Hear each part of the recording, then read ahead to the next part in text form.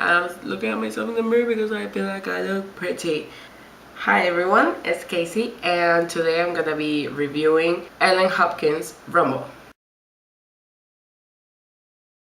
So for the main premise of the book, really spoiler free. Rumble is promoted as a book that talks about an atheist kid that goes through something, and he starts hearing this rumble and this voice, and suddenly his whole life changes. That's basically like the blurb on the back, and it's not about that.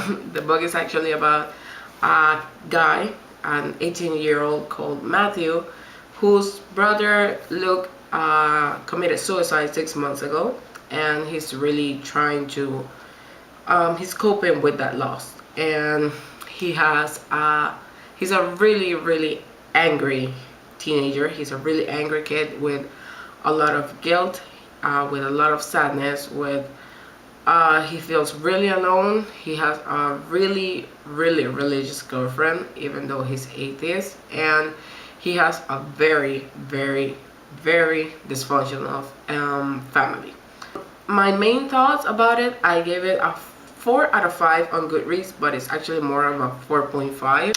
I didn't give it 5 stars because I'm not the biggest fan of the ending. I thought it was a bit rushed. I feel a lot happened really fast, and we didn't get as much, or I didn't get as much resolution as I would like, and it was a bit unexpected though.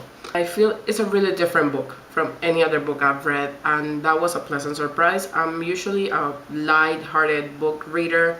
I have read some darker books, like with murders and stuff, but this one was different.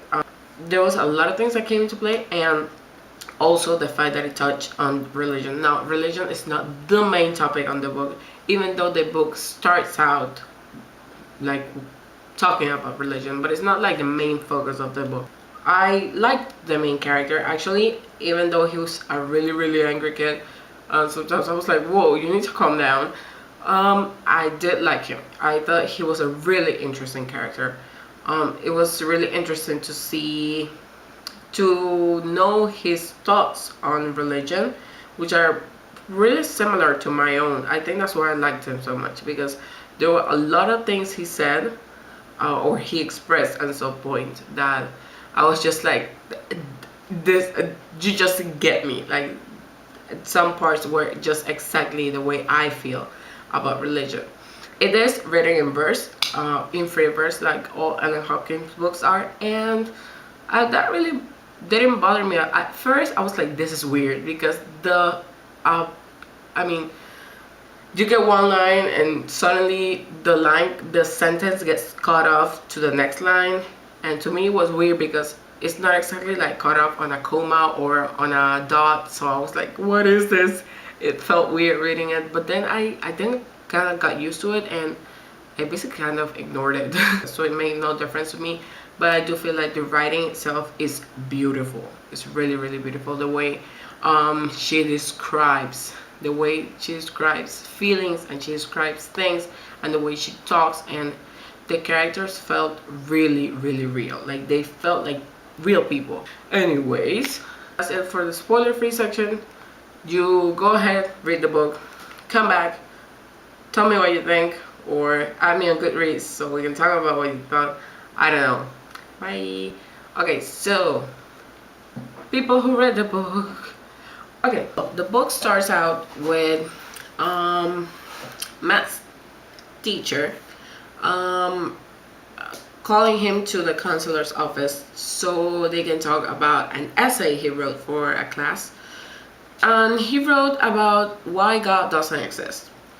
Now, on my personal beliefs, I do believe there's a God, but I don't practice religion. I do believe he exists, or it exists, whatever.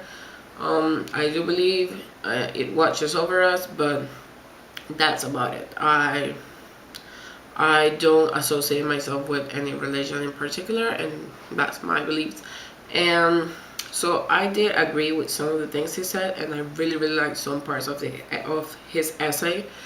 and how he managed to bring in his brother's suicide to the essay itself. I didn't think the essay was all that bad. I actually loved it. And I didn't understand why the people around him made such a big deal out of it. Like his teachers, his parents, his therapist, even though his therapist was great, I was like, I love this girl because she was amazing. She really helped him, I think. Because mostly in YA books or in books in general, when people go to therapy, they're like, oh, this is bullshit, this is whatever. He really did appreciate Martha, that is his therapist. He did really appreciate her and everything she did for him. So, yeah, I really like that. Then comes the family dynamic. We have a mother who loves to smoke, doesn't give a crap about her children, a father who is an alcoholic, then that cheats on his wife, and he doesn't care about his children. Now, basically their family story is that they got together when they were really young, even though he already had a girlfriend. She got pregnant. He, since she's religious, he decided the right thing was to marry her. Then she had a miscarriage after that. I mean, they had Matt, then she had a miscarriage, and then she had Luke, and they were like, okay, we're gonna try to make this work for the kids. But they we see through flashbacks that even then when they were kids, like, you could see that the marriage just wasn't working, that they really didn't love each other, and they were just holding on to a relationship just to hold on. And it just wasn't a healthy living environment. And even especially after Luke's death, I mean, most it is said that most couples separate or grow apart after a child dies, mostly because they blame each other. But when you see how they were with Luke, I mean, I think his mom probably did love him because, I mean, they are her children, but she didn't really show it. She was really cold, really distant. That really affected my father. He was just like this really macho guy. So when he found out that his son was gay, he was like, he's such a huge disappointment, he's a pussy, and all this types of stuff. He was like, what a waste of talent, because Luke was a great basketball player, and it was like, that is a waste of talent, blah blah. Like, he contributed with verbal abuse to his son's death, and he wouldn't accept it, because afterwards when Matt confronted him about it, he was like, don't you dare blame me for it, I don't have the blame here. He was weak, and that's something that really really bothered me throughout the book, that is mentioned over and over again by people saying that Luke was weak. And you're like, why? Because he committed suicide? Like, does that make him weak? Does that make him selfish? The kid was desperate. Like, he was bullied in every single way you can think of by his, not only his peers, like his classmates, but in some way by his family, by neglecting him. I do feel like his dad was worse than his mom. His mom, she was really frustrated in a dead-end marriage, and I feel like because she feels guilty, she's like, I'm the one who got pregnant and everything. So I feel she feels guilty about how her life turned out, and you can see that she is really unhappy, and that she wants to find meaning in her life again, and she does in the end. And I was glad about that. Matt's father is actually like, yeah, I went back to my ex-girlfriend, whatever, we were together while she was still married, blah blah blah. And then Matt is like, but what the hell, like, do you blame me, do you blame us for the fact that you couldn't end up together or whatever? And he bluntly just tells him that, yeah, that he was a mistake, and that Luke was a mistake, and that, like, the whole thing was a mistake. And I think that's the moment I really really decided that I hated the guy. He's not even like, yeah, you were a mistake, but it doesn't matter, I love you. Like, yeah, my life didn't turn out to be the way I expected it to be, but I love you, son. No, he never says it. Like, and Actually, Matt never gets an I love you from anyone other than Alexa, because not even Hayden, because Hayden is like, yeah, I think I still love you. I kind of do. And you're just like, what the fuck, man? I'm just supposed to be his girlfriend? Like, what is wrong with you? Talking about Hayden, she's a bitch. First of all, she started bitching at him because she thought he was like cheating on her, I think it was, which was really stupid because nothing had happened yet. um, at first I was like, okay, this is girlfriend and that's fine, but then she just started getting annoying with her whole faith thing. And it's okay if you believe something because you believe in it, but I feel like she was just acting out of being really influenced by her dad and by Judah, that freaking priest. I hated the guy. I really, really did. And one thing that really bothered me about her was how dual perspective she was, you could say, because she was like, yeah, I hope you're a jelly man or whatever, and suddenly one day she's acting all weird, and he's like, what's wrong with you? And she's like, why don't you want me? Like, why don't you wanna have sex with me? And he's like, what? He's like, I don't know, I just respect your beliefs. And she's like, Judah, whatever my friend name was, and me, we thought you were probably gay. And I was like, what the fuck, man? I was like, what? Like, that makes no sense. Like, even though his reaction to that was a bit drastic, I was like, dude, calm down. I did understand where he was coming from, because I was like, bitch, make up your mind. Usually in books, when you read about cheating, is usually, in YA, is usually you're reading from the point of view on the person who gets cheated on. So it was interesting seeing the point of view of the person who does the cheating. But I did understand his reasons. Doesn't make it okay, but I did understand his reasons. But curiously enough, when it is revealed that his father is cheating on his mother, I did get pissed off. I mean, I could see that, okay, this guy's really unhappy on his marriage, so it makes sense that he would cheat. But I feel that it bothered me because I was like, dude, you're such a shitty person in general. Like, you're such a shitty father to Matt, and a shitty husband in general. On top of that, you're gonna go and cheat on your wife. Like, I just felt like it was just the last drop. I was like, this man is just horrible. And what really surprised me is that Hayden never found out about him cheating. But again, that's a really realistic thing. And I actually like Alexa. I like her as a character. I feel she's really, really sweet.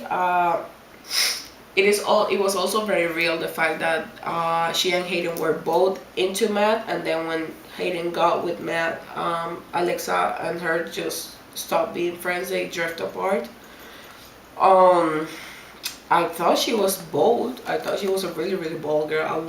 I don't think I would have been able to do what she did. So yeah, I really liked her as a character. Oh, the big reveal of Hayden being the one who outed Luke to the world. I was surprised and pissed off, because I was like, how? And that's the thing. It shows you how people blindly follow religion, but then they don't realize the people they might be hurting in a way. I really like Uncle Jesse and Quinn. Like, the whole relationship they had, I thought it was really, really cute. I liked how they presented the fact of PTSD. I like his relationship with Matt, how he hinted like, hey, you should get with Alexa because I like her. That was really cute. Okay, I ran out of battery on my camera, so I'm really, really sorry. I'm gonna try to wrap this up. On the ending, I thought it was really surprising that Gus had access to explosives, even though he's a war veteran, so I can see where he would get it, but I don't see how, like, why he would get them. Like, I don't see how would anyone let him get, explosives. So that was really, really surprising. That was really surprising. And I just didn't expect that ending at all. I was like, what the fuck is happening? And I feel like everything happened really, really fast. And at first I was like, is this guy dead or what? Because I was just not here for a book when we would get to know this character so much and suddenly have him die. And well, he didn't die, and suddenly, I don't know, everything happened really fast. The rumble finally came, and it was like at the end of the story, and I was like, what the hell? And I don't think it made him change his beliefs, really. He was just like, oh, I think I heard my brother's voice. I think I'm ready to forgive myself. Something like that. And suddenly he's kind of blind. Like, I don't know if that qualifies as legally blind, but he can see out of one eye and he can barely see out of the other. His hearing is diminished, and I was like, what? It was just kind of random for me. I don't think it is ever, I mean, it is mentioned, but I don't really understood Gus's reasons to do that. I was like, okay, you want to kill yourself? Yeah, this lawyer robbed you, I think. I don't know, because yeah, I felt like the ending was quite rushed. I also want to know what happened to the dogs. Did the dogs die? Because if the dogs die, I'm not here for this. I feel like we didn't get as much closure as we wanted, because I would have liked to see if the rumble he heard or Luke's voice truly made him change his beliefs at all, or made him see life a little differently. If he he is going to college. That's one thing he wasn't sure about. But I was glad that he was with Alexa, and that he finally forgave like his father and accepted his relationship, and like he somehow found his family that he thought he had lost. He found his family again. I thought that was nice, but I don't know. The ending was kind of for me. I expected a little bit more. But yeah, that's pretty much my thoughts on Rumble by Hopkins. I do recommend the book. As I said at the beginning, I gave it a 4.5 out of 5 stars. I think it's great. I think it's great, and I would probably reread it at some point. Make sure to follow all my Make sure to follow all my social media. The links are gonna be down below. I am on Goodreads. I do add everyone on Goodreads, and follow me on Goodreads because I am awesome. Actually, no, but whatever. And check out my other videos. I will have the Book Explosion group and live show down below, because I felt like it was really interesting, and they have a new book for this month. I don't know if I'll be participating in it, but let's see, because I do have some other books that I need to get to, because my September wrap-up is just shameful. And I hope you have a great reading time. I hope whatever you're reading, you enjoy it. And if you didn't, then I'm sorry. I hope you find a better book. I just hope you don't fall into a slump. And yeah, I will see you guys next time. Bye.